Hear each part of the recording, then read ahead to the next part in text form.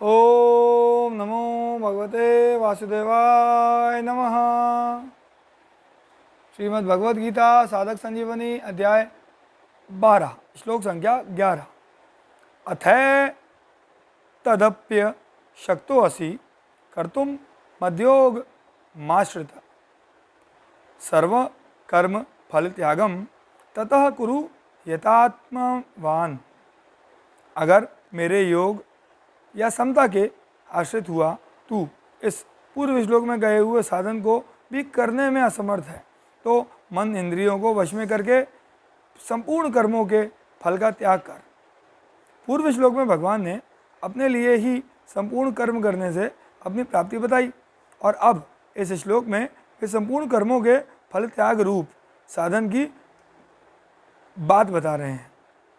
वहाँ भगवान के लिए समस्त कर्म करने में भक्ति की प्रधानता होने से उसे भक्ति योग कहेंगे और यहाँ सर्व कर्म फल त्याग में केवल फल त्याग की मुख्यता होने से इसे कर्म योग कहेंगे। इस प्रकार भगवत प्राप्ति के ये दोनों ही स्वतंत्र पृथक पृथक साधन हैं। इस श्लोक में मद्योग माश्रितः पद का संबंध अथैत तदप्य शक्तो असि के साथ मानना ही ठीक मालूम होता है, क्योंकि यदि इसका संबंध सर्व कल्प कर्म फल त्यागम कुरु के साथ माना जाए तो भगवान के आश्रय की मुख्यता तो हो जाने से यहाँ भक्ति योग ही हो जाएगा। ऐसी दशा में 10वें श्लोक में कहे हुए भक्ति योग के साधन से इसकी भिन्नता नहीं रहेगी, जबकि भगवान 10वें और 11वें श्लोक में क्रमशः भक्ति योग और कर्म योग दो भिन्न भिन्न साधन बताना चाहते हैं। दूसरी बात, भगवान ने इस श्लोक में यतात्मवान अर्थात मन बुद्धि इंद्रियों के सहित शरीर पर विजय प्राप्त करने वाला पदवी दिया है।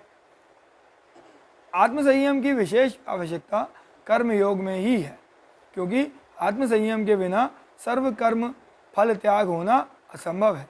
इसलिए भी मद्योग माश्रिता पद का संबंध अथैदप्य शक्तो असि के साथ मानना चाहिए, न कि सर्व कर्म फल त्याग करने की आज्ञा के साथ। जिसका भगवान पर तो उतना ही विश्वास नहीं है पर भगवान के विधान में अर्थात देश समाज की सेवा आदि करने में अधिक विश्वास है, उसके लिए भगवान इस श्लोक में सर्व कर्म फल त्याग रूप साधन बताते हैं।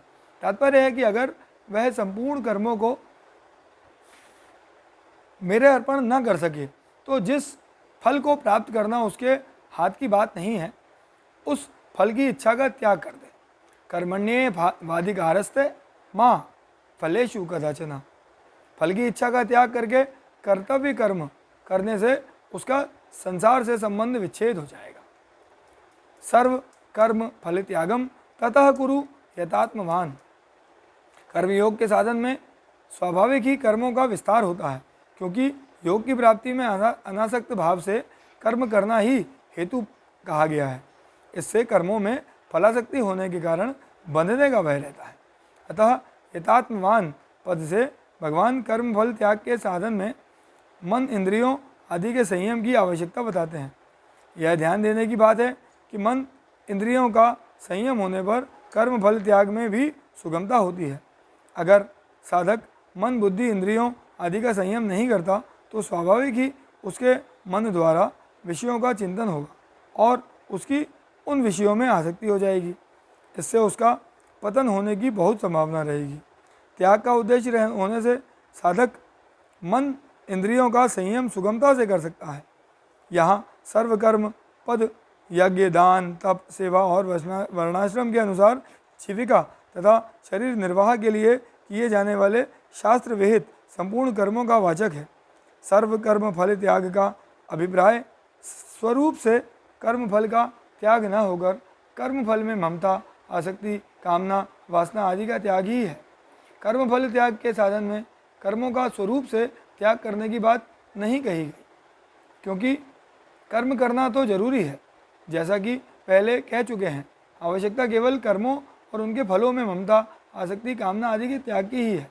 कर्मयोग के साधक को अकर्मण्य नहीं होना चाहिए, क्योंकि कर्म फल त्याग की बात सुनकर प्रायः साधक सोचता है कि जब कुछ लेना ही नहीं है तो फिर कर्मों को करने की क्या जरूरत। इसलिए भगवान ने दूसरे अध्याय के 47वें श्लोक में कर्म योग की बात करते हुए माँ ते संगोस्तव कर्मणि, तेरी कर्म न करने में आसक्ति न हो, यह कहकर साधक के लिए अकर्मण्यता अर्थात कर्म के त्याग का निषेध किया है।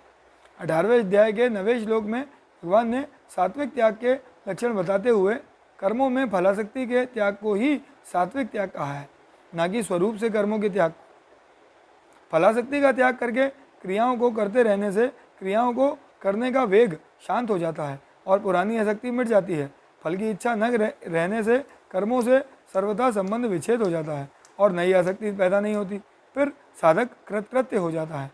पदार्थों में राग, आसक्ति, कामना, ममता, फलेच्छा आदि ही क्रियाओं का वेग पैदा करने वाली है।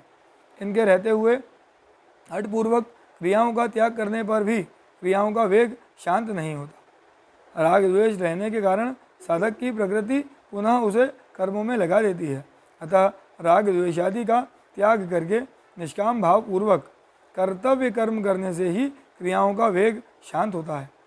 जिन साधकों की सगुण साकार भगवान में स्वाभाविक श्रद्धा और भक्ति नहीं है, प्रत्युत व्यवहारिक और लोकहित के कार्य में करने में ही अधिक श्रद्धा और रुचि है, ऐसे साधकों के लिए यह सर्वकर्म फल त्याग रूप साधन बहुत उपयोगी है। भगवान ने जहाँ भी कर्म फल त्याग की बात कही है वहाँ आसक्ति और फलेच्छा के त्याग का अध्याहार कर लेना चाहिए, क्योंकि भगवान के मत में आसक्ति और फलेच्छा का पूरी तरह त्याग होने से ही कर्मों से सर्वथा संबंध विच्छेद होता है। संपूर्ण कर्मों के फल या फलेच्छा का त्याग भगवत प्राप्ति का स्वतंत्र साधन है। कर्तव्य फल त्याग से विषयासक्ति का नाश होकर शांति या सात्विक सुख की प्राप्ति हो जाती है। उस शांति का उपभोग न करने से, उसमें सुख बुद्धि करके उसमें न अटकने से वह शांति परम तत्व का बोध कराकर उससे अभिन्न करा देती है। 11वें अध्याय के 55वें श्लोक में भगवान ने साधक भक्त के 5 लक्षणों में से एक लक्षण संग वर्जिता आसक्ति से रहित बताया है। इस श्लोक में भगवान ने संपूर्ण कर्मों के फल त्याग की बात कहते हैं, जो संसार की आसक्ति के सर्वथा त्याग से ही संभव है। इस सर्व कर्म फल त्याग का फल भगवान ने इसी अध्याय के 12वें श्लोक में तत्काल परम शांति की प्राप्ति होना ही बताया है।